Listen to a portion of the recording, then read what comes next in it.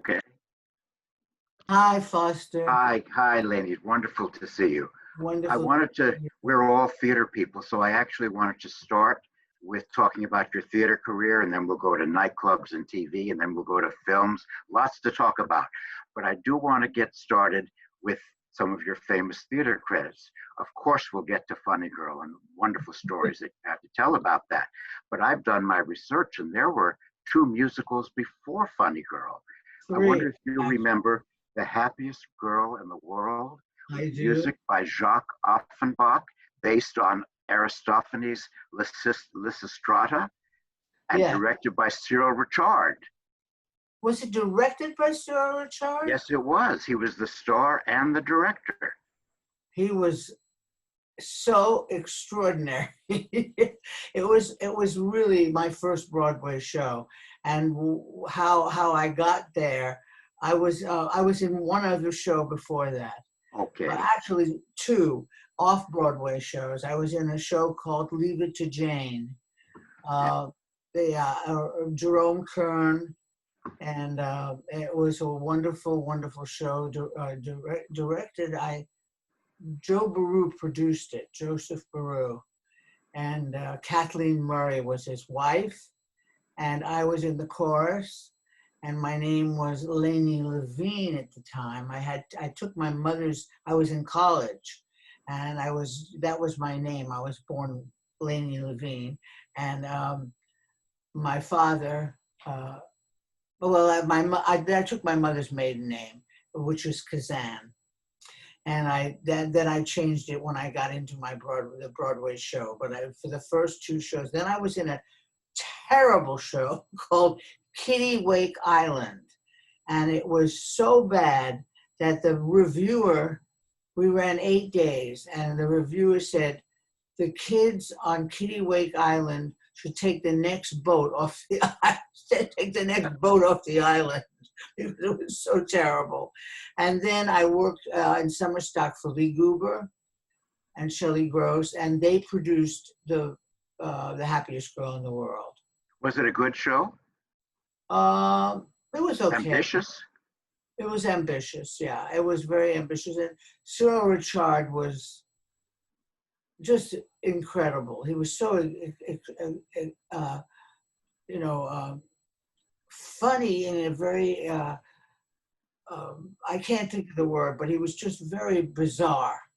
And it was the first time I ever had anyone laugh at something I did, and I heard the entire. I did one line, and I climbed up a set of stairs in a very sexy way, and I heard the audience laugh, and I was hooked. That was it for me. I just knew that I had to be a comedian, so it was really interesting. So that was an important show then. Yeah, you discovered something. Then I did Bravo Giovanni. Yes, that was the next one. And what do you recall of that? That was with Cesare Siepi. And, Janice Rule was in The Happiest Girl in the World as well. Yes. And what was her name? She was a twin. I can't remember. But Bravo Giovanni was Cesare Siepi, and they were all opera singers and whatever have you. And I got into this. I played a very glamorous lady, and had a small speaking role. And it was a great experience. It didn't run very long, but it was great. I just loved the people in the show. In fact, I still see some of the people that I worked with. And Bravo Giovanni was with a woman who became a friend of yours, Michelle Lee. Well, it's a long story. Oh, yes. One of my dearest. Yes. Nearest and dearest. But then, of course, Funny Girl, and I know you've told the story many times and people are always fascinated, but wasn't it a bit of a mixed blessing to be the understudy for Barbra Streisand? Yeah, I didn't want to do it, actually. Ray Stark called me into his hotel to have a meeting with me.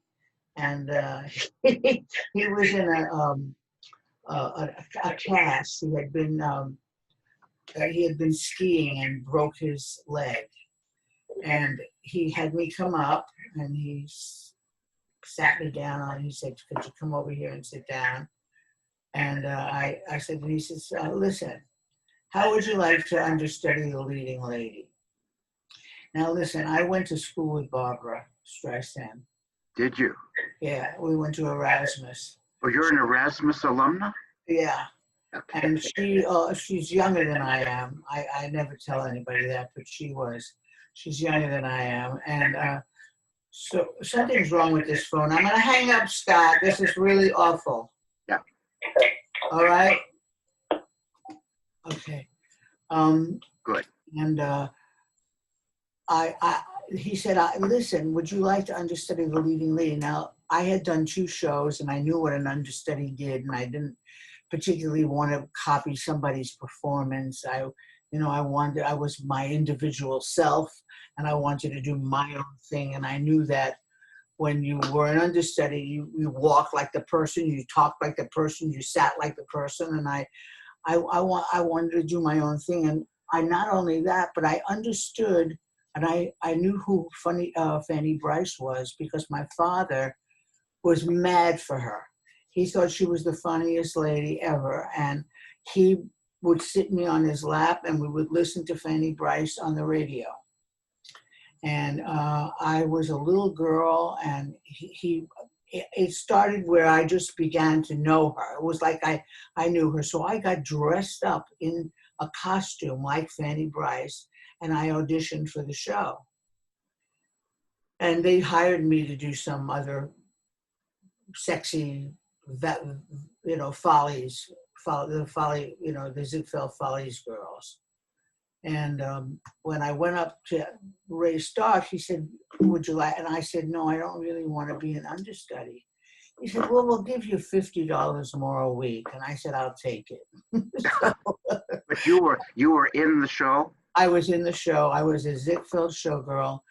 I was fired maybe 3 or 4 times before they said enough already. We won't look any further, because they were looking for somebody who had a name, because nobody knew who Barbara was really at that time. And they were looking for like Edie Gourmet or somebody with a name, Carol Burnett. They wanted somebody to understudy her, to be her standby. And nobody knew who Lainie was. I mean, that was insane. But I never got a script. I never got the music. I didn't know what I was doing from minute to minute. The show was changing every minute, every day. And I would go up to Ray Stark and say, "I need a script. Could I have a script? Just in case something happens, I don't even know what I'm doing." Anyway, we opened in Boston, and the reviews were not good. They were not good. And they finally gave me a script and had me do some scenes. And because my boyfriend at the time was Peter Daniels, who was the assistant musical conductor of the show. And he said, I said, I don't know what to do, because they fired Garson Kane, and they fired Carol Haney, and who was the choreographer, and Garson Kane was the director. And I didn't know what I was going to do. They hired Jerry Robbins. And my husband said, "Well, they're going to fire me." He kept walking past me and saying, "Fanny Brice, she's too attractive to play Fanny Brice. Let's find somebody else." So that was the second time they fired me. So finally, I called him up and I said, "Jerry, can I please just sing a song for you and maybe, do a little scene, and then if you don't like me, you can fire me." I mean, I had a lot of gumption to do that, but my husband really kind of persuaded me to call him. So I did, and he never said a word. I sang for him. I did a song, a scene, and he never talked to me about it. He never said good, bad, otherwise nothing. And I just assumed I was in the show. But on opening night, he sent me a magnum of champagne. So, I knew I was there to stay. And Now, how many times did you actually go on to twice play? in one Right. day. Twice in one day. And That was it? That was it. Yeah. And when you finally got on stage playing the role, what did it feel like?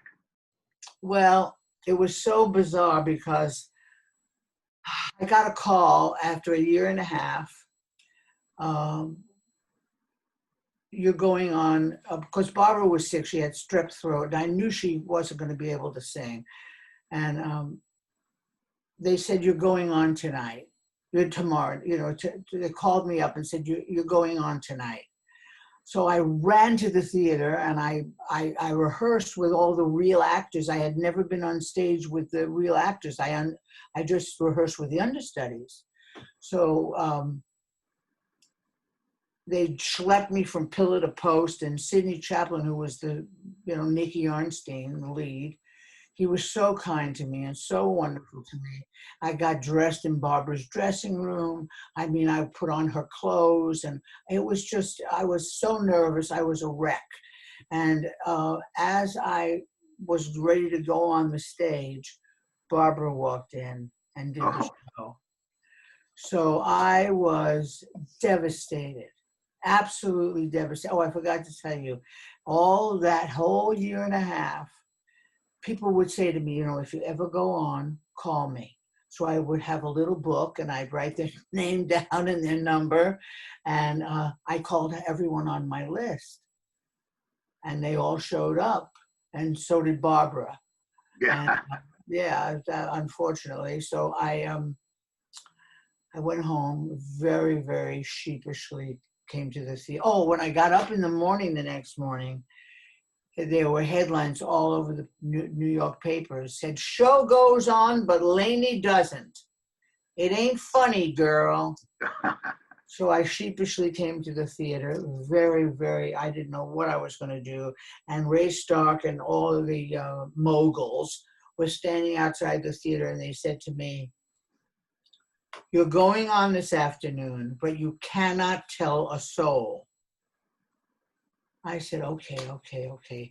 Can I call my mother? And she had a duplicate of the list. And she called everybody, and most of the people came back. And I went on that day, and then they didn't give me advance notice of the evening either. They gave me like 45 minutes or an hour maybe to get ready. And it was kind of mean, but I was thrilled that I was going on, and I was I was standing in the wings looking at that light, that work light, and thinking, I'm going on the stage where Al Jolson and all these great, great people performed. And, here's Lainie Levine going on that stage. I just was like, I was stunned that I was doing the part. And I really was a success. And people wrote about me and talked about me, and I got contracts. I got a record deal. I was booked in every nightclub across the country. I had never sung in front of an audience like that. I just always was part of a show. I played a character. I didn't know who I was. I had no idea who I was. And I had a lot of problems after that. But after those two performances, did you leave the show shortly thereafter? It was rumored that I was fired, but I wasn't fired. I did leave the show. But it was, Dorothy Kilgallen wrote in her column, no more Cinderella stories for Lainie. And it was rumored that Barbara had me fired, but she didn't. She certainly did not. And I stayed 3 weeks after that, or a month, and then I left. But when it was time for her to be replaced, were you considered to play the role? I wouldn't have done it. You wouldn't have done it. No, I was sick to death of it. I was silly and kind of stupid too, because I just, I was offered a fortune to do it everywhere, in every country. I just had it. So you've never, other than those two performances, you've never played. I did do it once. You did. You did. I did it, yes, I did it once. I said, I'm going to just do this. I was in Sacramento, California, and it was a beautiful theater, a new theater. And they paid me a lot of money. And this guy who owned the theater, or some I don't remember, but he talked me into it. And he said, come on, it might be a great experience for you. And it was a great experience. I didn't have to be judged. I wasn't judged. I had a career already. People knew who I was. And I had, I was a sultry, sexy singer. I wasn't Fanny Bryce, Yeah. So I had already built a name and had an image. And so I wasn't afraid to do it. I didn't think that would happen again. So I did it for a month. Did you enjoy doing it? I loved it. I loved playing the role? Beautiful time. Yeah, I had a great time. Yes. Okay, now before we go on to your great TV career and Dean Martin, I want to ask you a question. You don't have to answer it, but I know I'm very curious. It's one of the most famous stories in theater. Would you talk about Seesaw? Sure.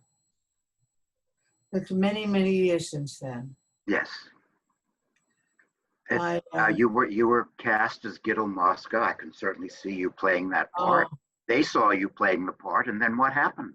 Well, what happened was I had just given birth to my daughter. I was living in California, and I saw an ad in Variety that they were doing Seesaw, and I knew I was perfect for this part. I mean, they couldn't find anybody better. I thought that's me. That's who I am. And Cy Coleman was a friend of mine. I used to go out with him. We dated, and he would buy me groceries when I had no food in the refrigerator. He was just a good friend. And I said to him, Cy, I really would like to have a chance to play that part. He said, fly in, I'll fly you in. So I flew in and I auditioned and I got the part. So now, once again, the show is opening in Detroit. And Ed Sheeran was the director of the show at that time. He had never directed a musical. And he and I got along famously. He was married to Jane Alexander. He was a really, really interesting director and got me I had already studied with Sanford Meisner. While I was in Funny Girl, I did 2 years with Sanford Meisner. And I thought I was really ready to do something like Seesaw. And he was so much he supported me so much. Anyway, we went out of town to Detroit, and the show was just a disaster. The choreographer was fired, and Ed took me to dinner one night, and he said, listen, honey, you're wonderful in the play, but they're getting rid of me. They're going to, find another director because they're just not happy with me. And I just cried, and he said, you're going to be great, and I'll see you on Broadway. And we said goodbye. And the next week, they brought in Michael Bennett. It was his first show ever. I think that, I don't know what he directed before that, but I think it was something very limited. I don't think he did much. And I was going to be his, whatever. He fired maybe 16 people at intermission one night. He was cruel. And he was a genius, and he was a brilliant director, but he was cruel and he was mean to me. He never talked to me. He just ignored me, and I knew something was up. And I went up to, who directed that? Who was the producer? Oh God, I can't remember. Larry. Joe Kipnis? Joe Kipnis. Well, that's another story. Yeah. Larry, I can't think of his last name. Larry, he also was the stage manager or the second producer of Funny Girl, associate producer. I'll think of it. But where was I? Oh yeah. So he came in. He said he did all the other musical numbers and all that, and then I said to Larry, something's really up. Something's wrong, because I believe that he doesn't talk to me. I think I'm out. And of course, my manager called me at that time, and the next morning I was fired. And who got the part? My best girlfriend, Michelle Lee. And she was tap dancing and doing all different things for the show as I performed every night, because my manager said to me, you can be a real mensch and stay with the show while it's in Detroit, or you can leave and, you know, they'll close the show. But I thought to myself, I love playing this part, and I'm going to stay, and I'm going to be what they call the mensch. But you know what? It broke my heart. I really think I had a nervous breakdown after that. That must have been very hard to do. Oh my God, it was awful. And they said I was too fat to play the part. And I was so good in it. I mean, I don't ever say that, but I was so vulnerable because I became Gittel Mosca. I wasn't just playing a part anymore. I was her. And it was so deeply ingrained in my spirit and my soul that I couldn't shake it. I just couldn't. And I remember that I went back to New York, and I thought, they're going to find out they've got the wrong girl. Because I knew Michelle was so talented, but she was too slick to play that part. This girl was vulnerable and raw, and it broke my heart. And I just played in heavy traffic for a while. I remember Sal Mineo took me out for dinner, and he said to me, he took his glass like this, and he said, welcome to the land of the losers. So I stayed in New York, and I took an apartment there. Do you believe I stayed there for a year, waiting for them to discover that they had made a mistake? And in the meantime, I got another show, and I was fired from that show. That was the women. The women. And I think that I probably was ready to just kill myself. I was afraid to come out. I wouldn't come out. I thought I didn't know what I felt like. I didn't know what I looked like. I didn't do very well for a long time. But you obviously came out of it. You haven't stopped working. I know. 50 years later, you work all the time. I know. I think the producer. I'm a survivor. You're definitely a survivor. The producer you were thinking about is, I think, Lawrence Kasha. Thank you. And Joe Kipnis was arrested for assault and battery during that time. Oh my God, it was such a mess. The show was in such trouble. And I think I was like the guinea pig, or the what do you call it? The scapegoat. The scapegoat. But let's switch to a happier subject. You were on Dean Martin's show for many, many times, and you had a particular rapport with him. It certainly seemed that way. What was it about the chemistry between the two of you? He seemed to enjoy you, and you enjoyed him. We were very good friends. We became very good friends. He was a doll. To me, he was so great to me. He had me on like 25 or 26 times. We had a great chemistry, and it was so much fun to work together. And it was great for my career.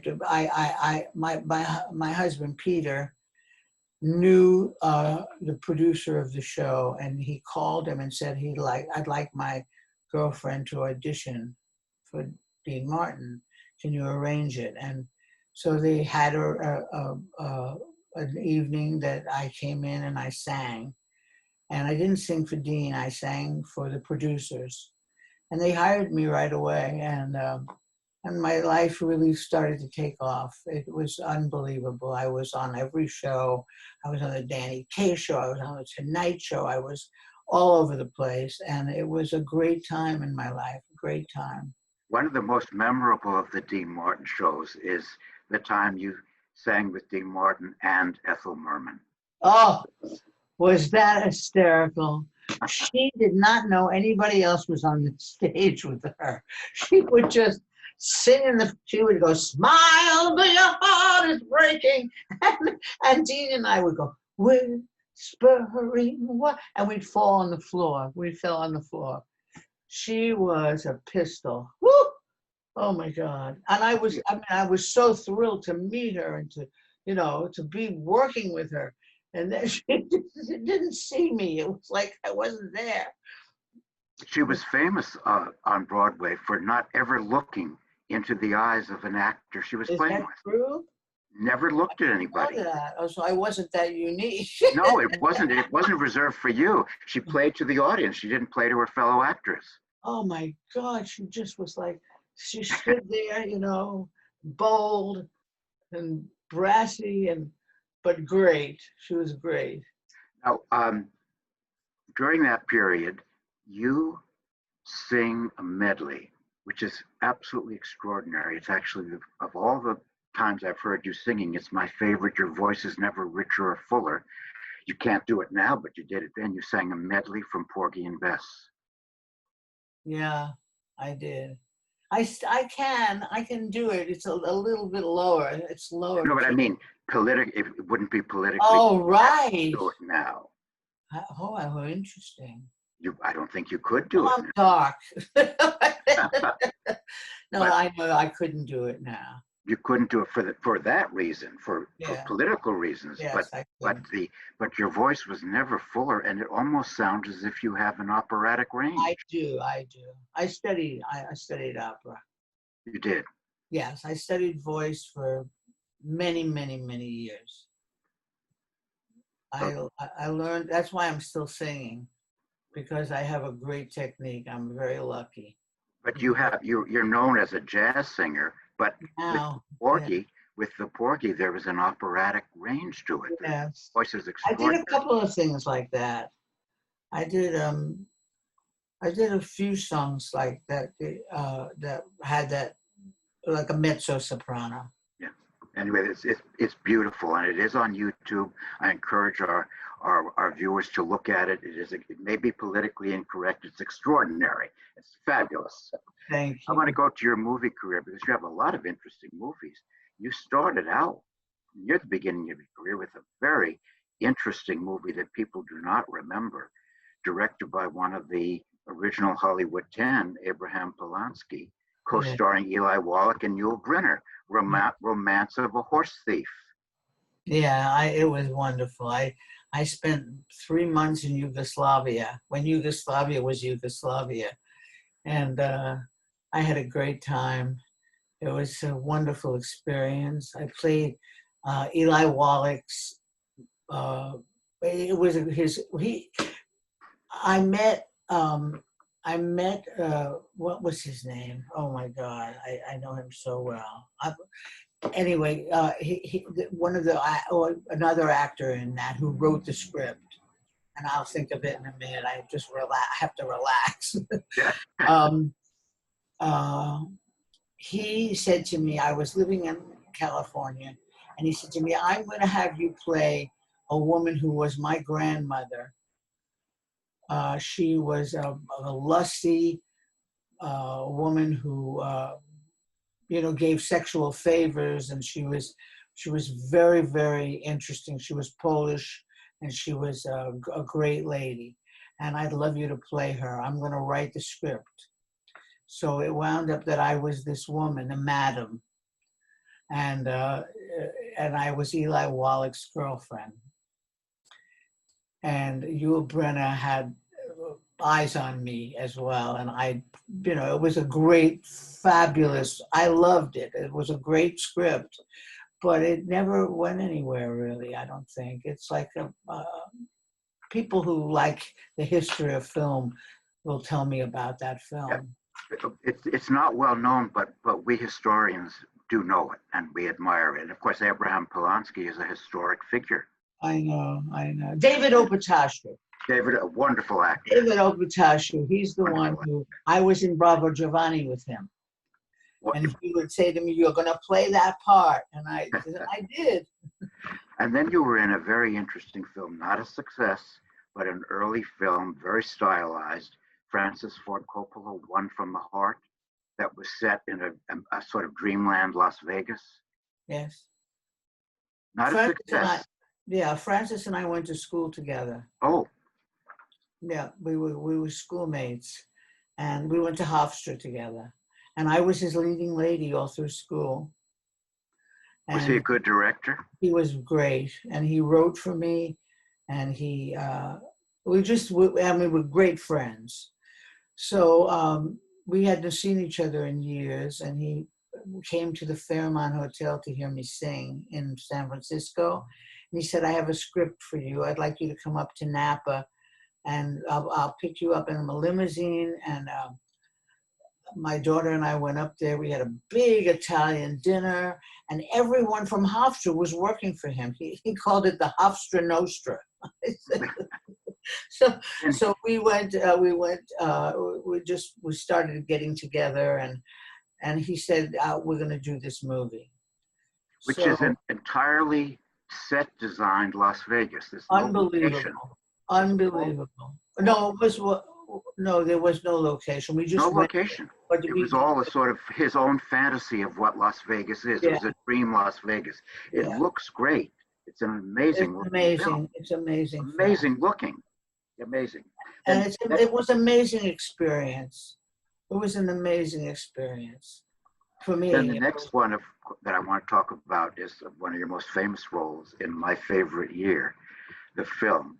And I have to tell you, the scene between you and Peter O'Toole, you start out and I think, oh, she's doing Yiddish stereotype. But then the stereotype drops, and it's a very moving scene because of you. Oh. It goes from comedy to something else. Yeah, the woman's genuineness comes through. It's amazing. But I'm not a fan of that film because I don't care for Peter O'Toole in it. It seems to me that he's really ill. I mean, I find it hard looking at him. Really? That film, yes, he's playing an alcoholic, but he actually seems to be one. He's he was. But he's so thin, so emaciated. I just don't think it's funny. Really? Yeah, it doesn't work for me. I love your scene, but I don't like the film. That's very interesting. You're the first person who's ever said that to me. Yeah. He was a brilliant actor to work with. I mean, I learned so much from him, and he was delightful. He was not at all drinking. I mean, he wasn't drinking, but he was known to have been a raging alcoholic, and but he was lovely to me. How was it recreating your role for the musical of My Favorite Year? You have a wonderful quote I remember at the time. You said, the show doesn't work, but it works for me. Yeah, it did work for me, but it wasn't. He wasn't in it, and they changed the story. I mean, they were afraid of having the mafia. And they were afraid of so many things that their fear destroyed the show. I mean, the writers, but they wrote some lovely music. Lovely. And you got a Tony nomination. I did. So, next, Beaches, which is also the same procedure. You start out playing very broad Yiddish mama. But then in that great scene between you and Bette Midler at the beach in Miami Beach, it's not funny. You get to something very truthful and the mask comes off. It was terrific. Yeah, thank you. Terrific. I played my mom. I played my mom. The film's a shameless kick. My mother was a very gentle Mama Rose. I was a child actor. I don't know if anybody knows. I was a child performer. I was on lots of television shows. I was on Star Time with I can't think of her name, Connie Francis. And So you were playing your mother in that part. yeah, You were channeling your mother. yeah. This is something very truthful about it. I guess, is it your most famous role of Maria's Yeah, I think, Greek but no, mother and well, my big fat Greek wedding? my Big Fat Greek Yeah. Wedding. Yeah, Is that that was that is was that my your most famous? You did it on TV and then the sequel. yeah. Is there a Uh, connection between Jewish mothers and Greek mothers? um, they're not as they don't present so much guilt as a Jewish mother. Yeah. And there's a difference. There's a difference. I became, because of my favorite year, I really became known as the universal Jewish mother. And it became a real problem for me. As I was telling you about Funny Girl, it became a problem for me because I couldn't get out of that slot.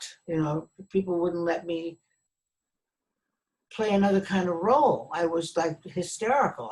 What am I going to do? I went from being this hot sex symbol to playing an old Jew, and I was in my 30s, and I was really, I really was very unhappy. But listen, after a while, I said to myself, listen, if that's what's going to make me money, and if that's where my career has gone, I'd rather that than not work. So I just did the best job I could possibly do as a Greek mother, an Italian mother, a Jewish mother, an Egyptian mother, an Irish mother. I played every kind of mother.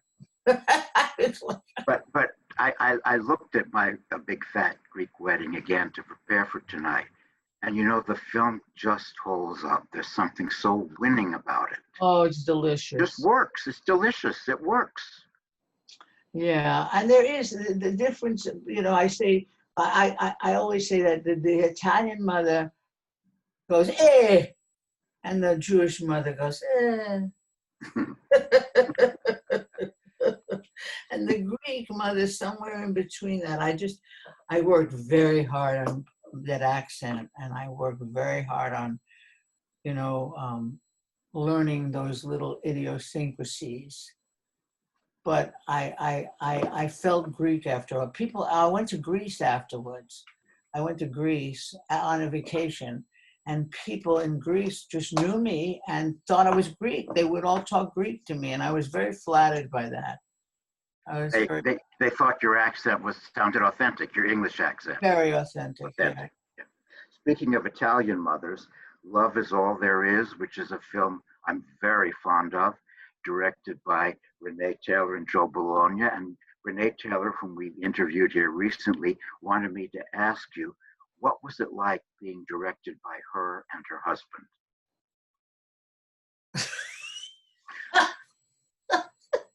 You know the expression "mekenka hagedven"? I don't, but Well, translate it for us. Kill yourself. I would be waiting to start the scene, and I would be preparing, and I'd hear, "All right, Lainie, da da da," from Joe. Take this from the beginning of the. I direct the scene. I direct the actors, Joey. You direct the scenery. That's what it was like. So I love her to death. She's a dear, dear friend of mine, very dear. And we've known each other since we were very young. And we were on the Merv Griffin show together when it was in New York. And yeah, we've been friends ever since. She was the understudy to Ann Jackson in Love, and I was the understudy to Barbara Streisand. And we met on the Mike Douglas or the Merv Griffin show, one of those. And when they directed you, they were giving you two different ways to go in the part? And I would just stand there and wait for them to finish fighting. But the best one was, I'll tell you this story. I hadn't seen her in about 10 years. And I just moved to California. And I was in a little shop called Propinquity, which is like a little antique shop. Little tchotchkes, they have little. So all of a sudden I feel somebody touch me on the shoulder and say to me, Lainie Kazan, oh my God, I need you to do this. If I could weigh you, and if you lose 15 pounds, I have a part for you. She says, let's go home. I'm going to take you on a scale. I swear to God, she did this. So she takes me home. She weighs me and she says, you have to lose 15 pounds or 20 pounds. I said, okay, I will. So they gave me a part and they gave me the starring role in their series called Halfway Home.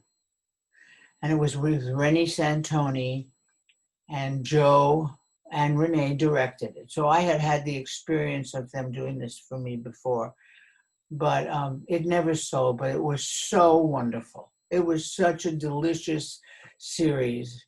And that's when we came back together and started being really good friends. And I want to talk, and before I open it to questions from our listeners, I think it's wonderful. You are a teacher. You're an adjunct professor at UCLA. I am. And you teach courses in singing for the actor? I do. Acting for the singer. Acting for the singer. And I was teaching at NYU at Tisch. Yes. On Zoom. And I teach at the Strasberg Institute. So you love teaching? I do. And as I said before, I feel as though I have so much information and so much to pass along. And so I've known so many different kinds of people. I've worked with all the great comedians. I work with Jack Benny. I work with George Burns. I work with Don Rickles. I work with everybody, great actors and great comedians. And I want to teach people, young people, about our great business. It's a great business. It's hard. It's tough. It's sad. It's difficult and it's challenging, but I wouldn't change one thing, not for the world. When you teach a song to a student, you want them to act the song and to create circumstances for the song? Correct. That I teach a song as I would a scene. I tell them there's a beginning, a middle, and an end. And I want to know who you're singing to, where you were, what you're wearing, what you're feeling, what's the weather. It's a play. A song is a play. And if the song... your own, and you studied with Lee Strasberg, so you know the language of the method. Yes, I teach that. That's what I teach. Yes. Yeah, I feel it's the best actors work that way. I think that sensory work is the thing that makes it real. It makes us true and honest. I don't want to relive pain all the time, but that's the job of an actor. Because if I feel something deeply, you might not know exactly what I'm thinking, but you will get the essence of what I'm expressing. And it is painful at times, and I do sing a lot of, tragic songs, and I am a blues singer. I sing a torch singer, I'd say. I'm a torch singer. And I do comedy on film, and I do tragedy on the stage when I sing. I just need to tell about my life, and my voice is such a great instrument for me to express myself. And that's what I teach. I teach that. You're still singing. I am. You are still singing. In fact, I was supposed to be at Michael Feinstein's in May, but I had to cancel because of the virus. So I booked it for next May. So I'll be there next May. In New York? Yeah, I'll Oh, be in New York. wonderful. Yeah, Oh, wonderful. I hope before then. yeah, for 3 or 4 days. I'll be in May. I think it's the first weekend in May. Wonderful. Mark, do we have questions from our listeners? We have a few that have come up, so we'll start with from Alexandra. You did a Columbo film. How was working on that? Oh, that was great. I played Judy Garland. I mean, I didn't look like her or sound like her. I just played her essence. And I was, yeah, it was great. It was great. And I worked with, oh God, what was her name? She was married to George. Isn't this terrible? You get to a certain point, you can't remember anything. George, I can't remember. But anyway, she was great. All right. I loved it. That it was directed by James Frawley, who was a fantastic director. And it was a wonderful experience. From Sandy Bengal, I love your version of Copacabana that has been posted online, especially with the emotion you give to Lola. Do you enjoy your cabaret act more or acting more? I enjoy singing more.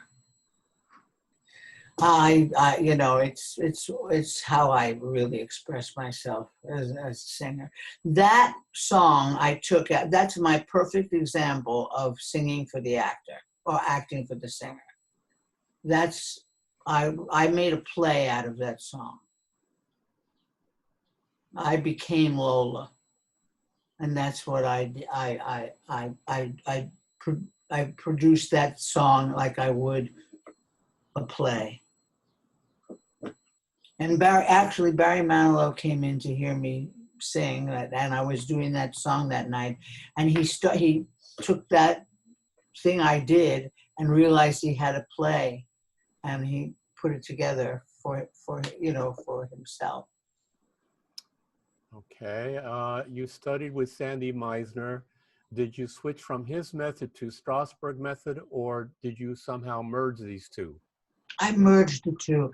I found that I'm so glad I had Sanford Meisner before I studied with Lee, because he gave me the groundwork. He gave me the tools, just the tools that I could really, really count on. Whereas Lee's was more kind of ethereal. It's sort of like, maybe I'll get it tonight, maybe I won't. And I remember him telling me that I never should expect to do it the same ever. Like if I was going to do a play or a song or a movie or whatever I did one night would never be the same the next night. I could never get that back. I had to keep it fresh. And I learned that from Lee, you know, to keep whatever I was doing fresh. It had to be honest every night. I had to really go there. All right. What advice do you have for somebody starting out? Wow. Who's asking me that? Errol Rappaport. Oh, Errol. Errol is one of my best friends. I love him. Errol, well, first of all, I believe in studying. You can't be an architect without studying, you know, you can't be a doctor without studying medicine. And you can't be an actor without studying acting. And people, you know, just think they can just go on there, I'll be a star. So that's the first thing. You have to study. You have to study your craft. You have to know what you're going to have to learn. You have to know you need to study. Not only that, you need to know how to use a microphone. You have to know how to put your makeup on. You've got to know how to do your hair for each character. You've got to know about costumes. You've got to know about so many things. You got to know about the business, agent, manager. How do you get one? It's hard. It's a hard business. It's tough. And you have to be ready to make changes and fall down and pick yourself up again and, you know, keep going if you love it. And I think that that's what I would tell somebody. You know, you've got to study and learn. I teach that as well, Errol. I teach, you know, about acting, I teach about finding an agent, finding a manager, learning how to use a sound system. It's important. So all those things I would tell them, you know, and don't just think about being a star. Be an actor or a singer, be a good one. And maybe that'll happen. Maybe you'll become a star. Michael Colby, why don't you take a mic? Okay, here I am. You probably don't remember, but we've worked together on several things. I wrote the lyrics to Boynton Beach Club and was so disappointed I couldn't see you when you did the reading. And then I wrote the continuity for Our Heart Sings a Benefit, and you did it so beautifully. And I'm always thrilled. I list you on the top of my list of people I've been lucky enough to work with. And oh, you're sweet. Thank you. Thank you, Michael. I appreciate that. What were that? Those were the two things we worked at. Beach Club, Our Heart Sings a Benefit for Sandy Durrell, and we met when you saw my show Charlotte Sweet. Right. Okay. I remember. Jacqueline Chriselle, why don't you unmute yourself? You have a question. Lainie, Yeah. you and I sat next to each other every night for singing Jerome Kern. Leave it to Lainie Loving. You were in the show? We were in Leave It to Jane together, you and I and Alice Scott. You don't remember that? The three of us smashed together in the little dressing room. Oh my God. And you know, I still see Dawn Nickerson. Oh, really? Yeah, I speak to her at least once a month. And I love that show. Yeah, she was I went great. to Barbara Streisand, to do Barbara Streisand's Funny Girl, and I went on to do Gilbert and Sullivan. Oh, well, it's good to see you. Oh my God. You know, that was so funny. I was in the Village with my girlfriend, she was my roommate in college. I think. Pardon me? Sheridan Square Theater, tiny. Yeah, Sheridan Square. And George Siegel was the star of the show. He was in that. George Siegel. Yes. Yeah, and he played the banjo. Remember? Went out with a wonderful gang of friends, and I think your father, to the Latin Quarter or someplace. My father? Yes, he would pick you up in a limousine, I think. And Alice used to go with you. No, Carla Manali. Oh, maybe. Could be. Ricardo. Uh-huh. Carla Manali. Yeah, no. My father didn't have a limousine. My father is not Elia Kazan, you know. That's not my dad. My father was Benny Levine. He was a bookie.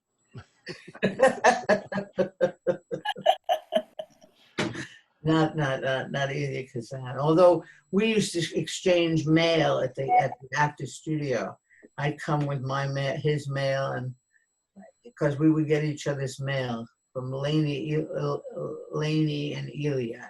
They just thought we were the same people. All right, from Bob Greenberg asks, how was it to be directed by Renee and Joe Bologna's son, Gabe, in Tango Shalom? Oh, he was wonderful. Yes. Much different than his parents. Oh, no, she's great. He was very patient and quiet and just very knowledgeable. I was very impressed with him.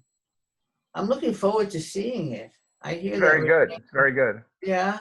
I went to a screening in January, and it was excellent. Yeah, I was Bob Greenberg. I'm in the film. I have the Jack Oakey part. I'm the best friend of Yosef. Right. Rehearses dancing the tango and everything. We had one scene together, the big table scene, if you remember. The entire family was there. We all had to get our lines in. So we had one scene together. But mostly you were with Renee. I think most of your scenes were with Renee. Yeah, we're very funny together. Excellent. We just Very have, funny. we have some kind of, I don't know what that is. but Lucy and Ethel, you know. Maybe. Yeah, she's great. I love her so much. Yeah, hopefully the film will be released maybe on Netflix or we could have I a screen. hope so. Yeah. You know what's happening with it? No, they had a nice screening in January, and they were hoping to go to either Netflix or somewhere, but then Corona, so hopefully it'll come to pass, it'll I be hope released so. somewhere. Excellent film. Yeah. I'd like to see it. That's what I'd like to. I'll tell them. Yeah, please. I'll tell them too. I have. Tell them. We'll tell. We'll show them. Gabe is out in LA. He's here. Right. Yeah. Yeah. All right. From Leslie Middlebrook, do you teach independently or only connected with schools? I beg your pardon? Do you teach, I guess, voice? You teach independently? Oh, independently. Or are you connected to schools?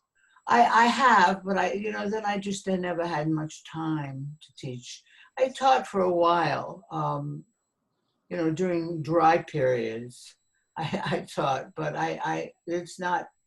I like the class environment because I think people learn more when you're teaching someone and there's a class to view the results of that teaching method.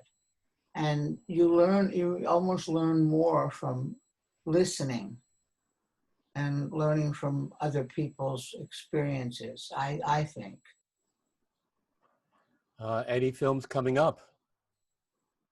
No, I'm Tango. in the process of negotiating a TV pilot, a series, but so we'll see what happens. And we don't know when we're going to start. It's really difficult. I don't know what's going to happen. They say they're going to start in September, but they don't know because what's going to happen is they're going to be a second round of this whole thing. And it's very depressing. And from Errol, your friend Errol says, will there be a Greek Wedding 3? Well, they were talking about it. And then the whole thing happened with this, this virus. And it was just put on the back burner. I don't know. There's talk of it, but I don't know. And I have no other questions. If somebody does, now's the time. Nothing else? You can unmic yourself or post it. Magda, unmic yourself. Magda? I'm going to unmute myself. Okay. First, I'd like to thank you. It was one of the best interviews we had. You're so interesting. We could listen to you for hours. Oh, thank you. Yes, you're wonderful. And also, I'd just like to say to everybody, hope you come and join us next Monday. We're going to have Todd Fisher, Debbie Reynolds' son, on. And I told you that he recorded my album, The Chanteuse is Loose, out of the Playboy clubs. Wow. So just in passing or in closing, I had 2 nightclubs in the 70s called Lainie's Room East and Lainie's Room West. And Foster, I was partners with Hugh Hefner. Whoa. Yeah, so it was one of the best times of my entire career and life. I had more fun than I booked the club, I booked the room, and I recorded there. I recorded The Chanteuse is Loose. In fact, I maybe have it here. Oh no, I do. Hold on. This is it. Wow. And wait, hold on. And Todd Fisher is the engineer. What did he do? He engineered it. Oh, Yeah. So, Lainie, it's Arlene Herson again. I mean, you are such an amazing woman. And my interview with you is one of the best I think that I've ever done. So I'd like to be able to, I think I gave you a copy when I saw you someplace here, but I can't understand what you're saying. I'm so sorry. All right, am I still, okay, so first of all, you are such an amazing woman. So the television show I did with you years ago was so special. I would like to be able to send you a copy of it. All right. So I don't know how to get in touch with you, but Well, Magda will give Yes. you my. Yes, you my just, information. I think I invited you, Arlene, so I have your email, so I'll send you. yeah, I'd like you to have a copy of it because it was so extraordinary.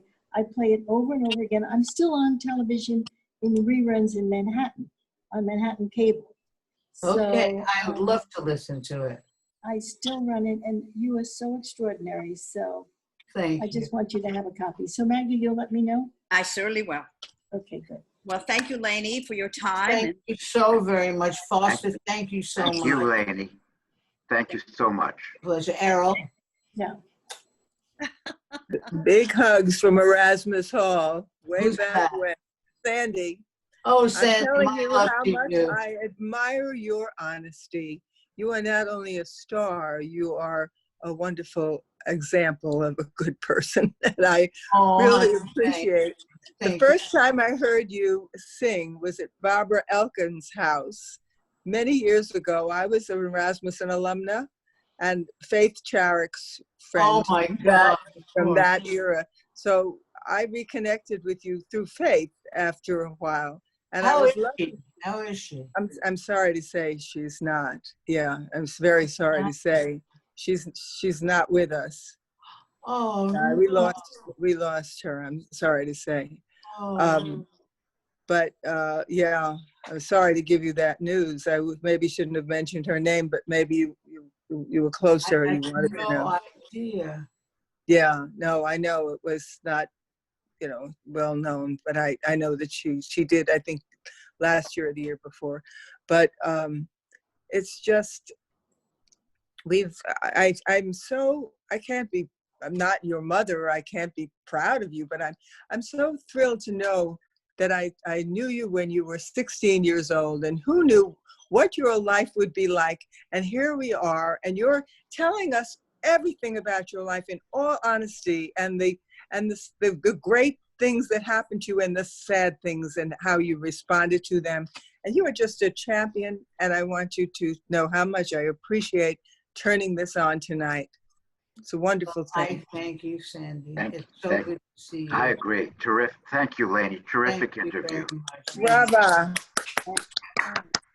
And on behalf of the Lambs, first I would have to thank Foster Hirsch for jumping again as a wonderful interviewer. And then to Lainie for taking the time out. And for all of those, if you check the Lambs website tomorrow, you should see the recording of this interview up on the website under the recent events. You can always listen to it again. And Lainie, we'll see about getting you into the Lambs one day. Yeah, no, please, Magda. I will. Yes, I'll take care of it. Yeah, all right? Yes. Oh, All I right. can't wait to Goodbye, see you in everybody. New York. Be well. Thank you, Thank you. Lainie. Well, take care. Thank you, Bye-bye. everyone. Bye. Thank you. Good to see all these Bye-bye. wonderful Thanks people. all. Thank you, Lainie.